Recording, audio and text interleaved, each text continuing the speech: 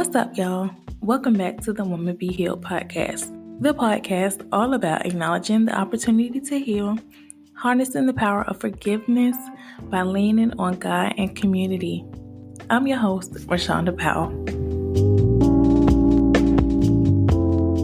Tonight, I'm just going to take a pause and just give a huge thanks for the ones that really support me and are so encouraging, not only in my life, but with this podcast and just everything else in between.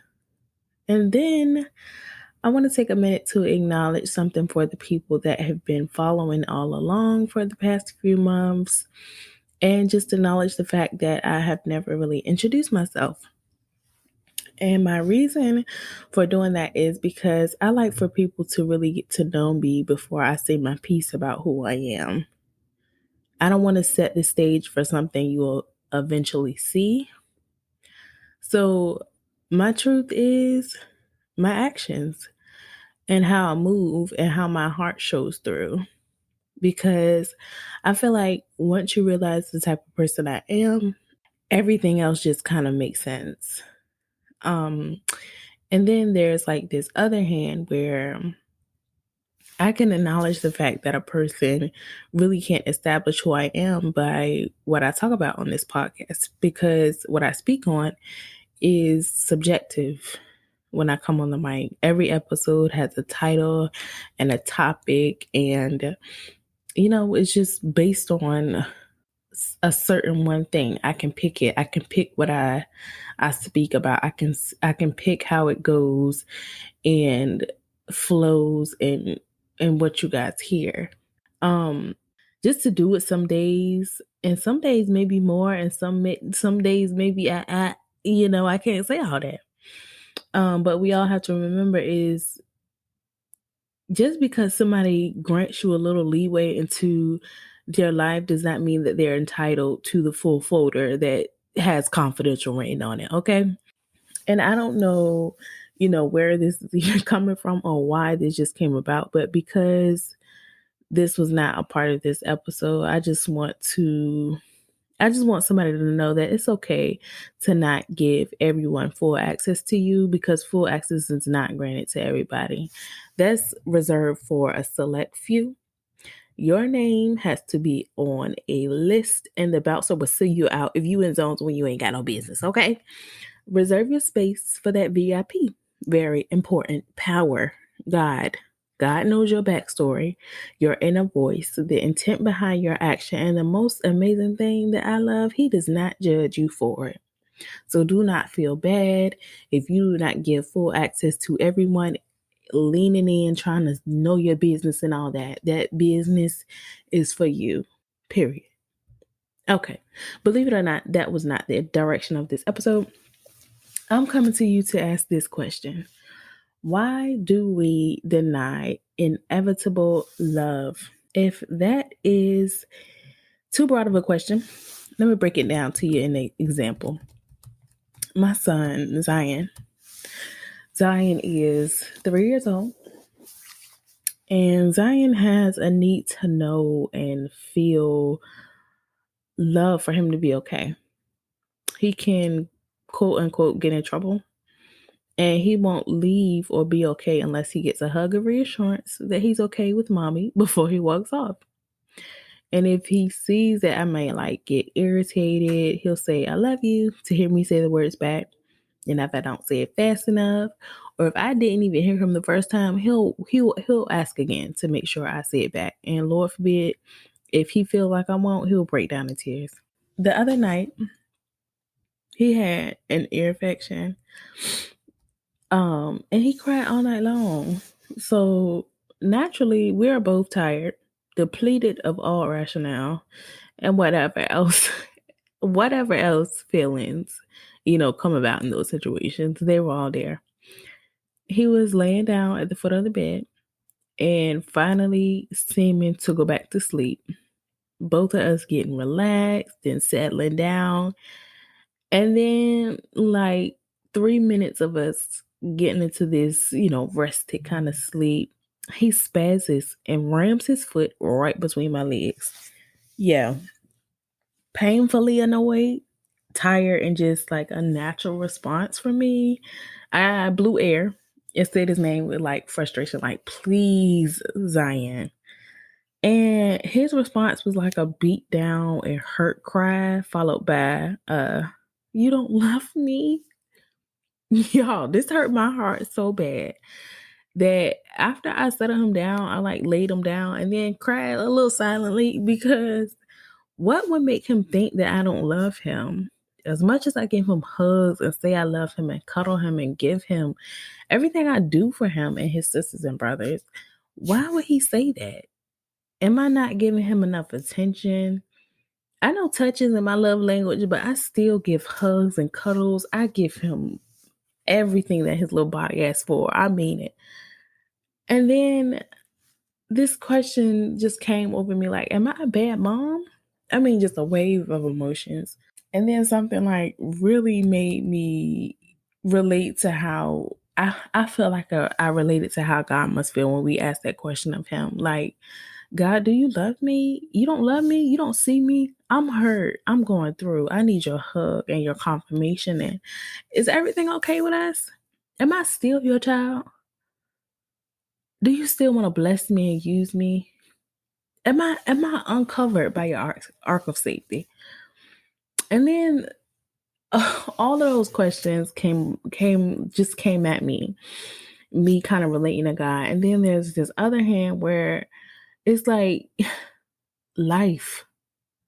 Life gets handed to us on whatever platter it comes on, whether it's pastel pink, a $50 Target plate, a silver platter with a silver spoon, a flimsy paper plate, I mean, a lid of Tupperware, fancy china, or a 3-ply napkin. It's going to get handed to you. Life is going to get handed to you some kind of way.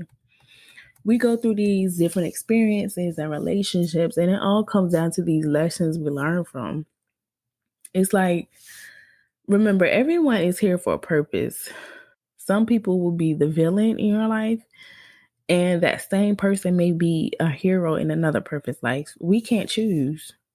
And what we can choose is what we get from them and how we are molded as a result. When I first came on this podcast, I spoke about how trauma can alter the way we handle situations and how we handle relationships, how the past can affect our present and futures if we don't really acknowledge it and work it out. Denying love is the nail getting hit on the head today. Denying love is that trauma. Denying love can come in all forms that we don't notice. There's like this blatant denial where you can get cringy at those words. You know, those 3 words, I love you. You don't want to say them or hear them because you've lost all hope in them. There's this passive denial where you can hear and see all of the things that are love, but you fail to soak it in because it's a force of habit, but not a sway of the heart. And then there is this, I need to know you love me with actions and words and reassurance, yet you still don't feel loved. And that shows in forms of seeking validation, and that seeking validation from social media or just wanting more and more and more. And the last part of, well, the last form of denial is where you are scared to accept love because you know who you are. You know what you've been through. You know your scary parts. You know your deepest, darkest secret. You know that you were rejected. You know in your own mind that you weren't enough for that person or those people to stay. You feel like you don't look a certain way, so you couldn't possibly experience love. Then that love comes, a real love, a God-given love that is patient and kind and without envy. Y'all know the scripture. That love comes, but oh no, I can't accept that love. That love just can't be real. It can't be true. Something bad is about to happen because this just isn't. I'm gonna just sit here and wait and not fully get my hopes up because I don't get my hopes up. I won't be disappointed. Why do we deny that love? How do we get out of that loop? Why can't I just accept that love? We deny love because love is uncomfortable. It backs you into a corner and makes you look at it in the eye and feel. Love has no boundaries of where it can reach. That's scary, but it's also uncomfortable and comfortable at the same time. I don't know your specific situation, whether you're the denial, whether you're passive, whether you're looking, whether you're just like, oh no. I don't know whether your ability to love was stolen from you and to distinguish the true intention of a person just has left, whether you felt it and felt it so deeply that you're afraid to put yourself out there again, whether you're genuinely have never felt love from any person on this earth, or whether you're just trying to gain your comfort in an uncomfortable space. But know this: denying love is avoiding a God that can change the hearts of men, restore time, grant favor in places where you can't imagine, give life beyond life. A God that loves you for you and everything else in between. We deny love because it's uncomfortable. We deny love because it's comfortable. We know that if we don't get too hyped, then we won't be broken if it falls apart. That's what we think. We know or think that it's happened before, so chances are it'll happen again. We know or we think we know. If I just say it and don't believe it, it'll be fine. How do we get out of that loop? Let me tell you. We get out of that loop by acknowledging our fear, because that's exactly what it is. We acknowledge our denial and our fear and our lack of faith and hope.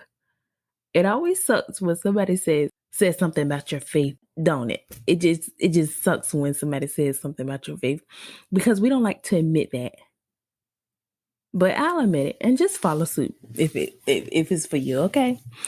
Because I was that type of person where I couldn't stand when somebody said, you lack faith or whatever. Because I'm like, I have faith, I have hope and stuff. But listen, you'll know when your faith is like that. You'll know when your hope is like that. And just to be real, mustard seed faith is real too. So it's okay. It's okay to admit it when you have lack of faith. That's just being real. I had lack of faith in love and in God to allow me to experience a love that was real and that stood for something and that lasted, because all my life I had been abandoned and hurt and steady laughing it off and picking up the pieces of the heart I had left. But God honors transparency because he knows anyway, boo. It sounds bad because we all want to seem like we're perfect when it comes to our spirituality, right? I don't doubt my God, but you do though. You doubting yourself is doubting him. You doubt that he will bless you even though his word says he can and he will. You doubt that he loves you even though he says nothing can separate us from God's love. You doubt that he will be with us when he says, I will never leave you or forsake you. You doubt that he forgives you, but you haven't forgiven yourself, even though God sent his son to wash every sin clean, every day new mercies. I'm going too far, y'all. So why are we denying the inevitable love because we lack faith in ourselves or because we lack faith in God? Examine yourself. Like, really, acknowledge those hidden feelings and drop the curtain of shame and guilt and feel. Feel everything you're going to feel, sis. I mean, Really talk to God, journal it out, get on your knees, go in your prayer closet, schedule a whole session with a good Jesus rocking counselor. Get in your word, write your selected sticky scriptures and place them bad boys everywhere. But heal, sis. God is so good at confirmation and showing us that He is here with us and omnipotent, but He has also given us the tools to know it for ourselves without a doubt or denial that you were meant to be loved. To all my singles out there ready for that special someone, take it from your girl. God is so perfect with His timing. And you do not have to have it all together and all the boxes checked. And that man may or may not have all those boxes checked on your checklist. Because that checklist that you got may not even meet what God has in store for you. All right. Partners are so special. I know how it is to desperately want a feeling that you're gonna just settle for anything. But when God wants to bless you, baby, buckle up and get ready. And to all my married and partnered people that may be still battling with accepting love, it's okay to be transparent in your hesitancies and to express how you want to be loved, to make new ways just for the two of you. Not one person can place a hashtag couple goals on another because everybody's relationship is unique. Find your sway and rock with it. Yo, needing constant reassurance of love, pointing a gun at ourselves, and running down a list of mistakes we made and rejections we felt, passively saying I love you but not allowing yourself to feel it, is denying love. Denying yourself of good and God. If y'all don't remember anything else from this whole episode, remember this. Your insecurities do not deem you as inadequate. You are loved. First and always by God. And then anybody else that sees just how amazing you are. Which I'm sure is boatloads, child. Until next time, y'all. Okay, y'all, a quick disclosure before I go. As much as I want to be, as much as I aspire to be somebody's licensed something child, I do not. I am in no way a licensed therapist. So I do have to advise that. I do have to disclose that. All of my episodes are based off of personal experience and God's guidance and using discernment, researching and reading. So I do want y'all to know that my whole intent of this podcast is to get you all to open your minds, your hearts, and just opening those to saying yes to your healing and saying yes to new relationships and being able to use your discernment and your heart accordingly and appropriately. Also, y'all, I am always open to feedback and new topics, and I want to be a part of your community. So don't be shy and go to my Instagram page, Woman Be Healed Podcast, and send me it. I mean, all of it. Engage with me because I am listening to the God's voice before I come on the mic, but I'm also praying that He will send me resources and also women that are open and honest about their journeys that can help others in others' journeys and even my own. Like, I want to challenge y'all today to send me some DMs throughout the week and throughout the weekend about what your coping tools are for when you get in your feelings, you know? Or send me anything.